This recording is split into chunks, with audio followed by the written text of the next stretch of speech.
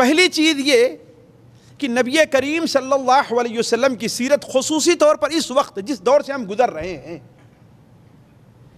ہر شخص اگر حقیقت ایمان کی سمجھتا ہے تو وہ ایمان کی کمزوری کی شکایت کر رہا ہے کہ اس کا ایمان کمزور ہے۔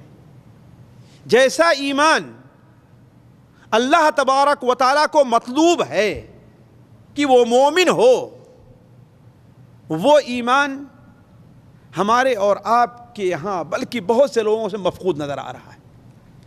سیرت نبوی کے پڑھنے اور سننے کا سب سے بڑا فائدہ ایک یہ ہوگا ساتھیو کہ آپ صلی اللہ علیہ وسلم کی سیرت پڑھنے سے سننے سے ایمان کو تازگی ملتی ہے، ایمان کو تقویت حاصل ہوتی ہے، ایمان کو بڑھوتری ملتی ہے، ایمان کے اندر اضافہ ہوتا ہے۔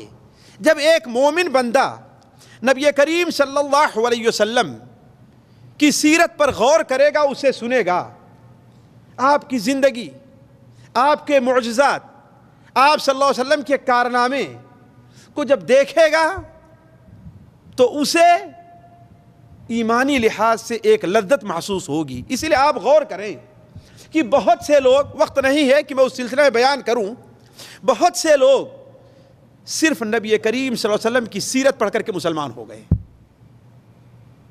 اور تعجب یہ ہے کہ آپ صلی اللہ علیہ وسلم کی مکمل سیرت نہیں، تاریخ میں بہت سے ایسے لوگ ملیں گے جنہوں نے نبی کریم صلی اللہ علیہ وسلم کی سیرت کا ایک پہلو، صرف ایک پہلو پر غور کر کے اسلام قبول کر لیا ہے۔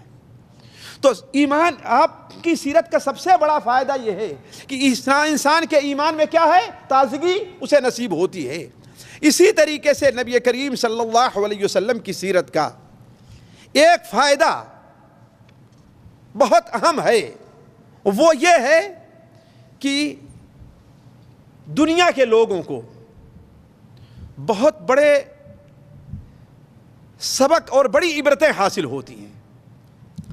مثال کے طور پر ایک مجبور انسان ہے جس کے اوپر ظلم ہو رہا ہے، پریشان ہو رہا ہے، وہ اگر نبی کریم صلی اللہ علیہ وسلم کی سیرت پڑھتا اور سنتا ہے تو اسے معلوم ہوگا کہ ظلم کی بنیاد ایک دن ڈھہ جانے والی ہے۔ مکہ کے لوگ مجبور ترین تھے، آپ صلی اللہ علیہ وسلم کے جو ساتھی تھے، مصیبتوں کے پہاڑ توڑے جاتے تھے، لیکن اس وقت نبی کریم صلی اللہ علیہ وسلم انہیں کیا خوشخبری دیتے تھے؟ مثال کے طور پر آگے شاہد آئے حضرت خبیب رضی اللہ تعالیٰ عنہ، صہیب رومی، ان لوگوں کے واقعات۔ حضرت صہیب نے شکایت کی اللہ کے رسول صلی اللہ علیہ وسلم سے، جو کافروں سے ان کو ایذا پہنچ رہی تھی، تو آپ نے کیا کہا کہ تم لوگ جلد بازی سے کام لیتے ہو، تم سے پہلے تو کچھ لوگ ایسے بھی گزرے ہیں کہ ان کو زمین میں گاڑ کر کے ان کو آرے سے چیر دیا جاتا تھا۔ تو ظلم کتنا بھی لمبا ہو جائے، کتنا طویل ہو جائے، ایک نہ ایک دن اس کی بنیاد ڈھہ جانی ہے۔